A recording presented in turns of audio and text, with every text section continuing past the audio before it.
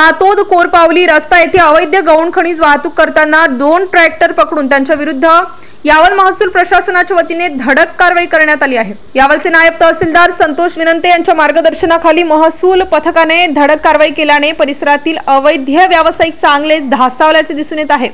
या कारवाईमध्ये अवैध गौण खनिज वाहतूक करणारे महिंद्रा कंपनीचे ट्रॅक्टर पकडून तहसील कार्यालय यावल येथे जमा केले।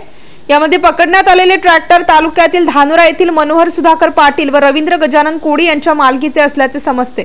या ट्रॅक्टरमध्ये अवैध रेती भरलेले आढळून आल्याने यावल महसूल पथकाने ही कारवाई केली। सदर कारवाई मीना तडवी मंडळ अधिकारी भालोद, भारत वानखडे तलाठी भालोद, शरीफ तडवी तलाठी बोरखेडा खुर्द, संदीप गोसावी तलाठी हिंगोणे यांच्यासह वरिष्ठ अधिकाऱ्यांच्या नेतृत्वात पार पडली।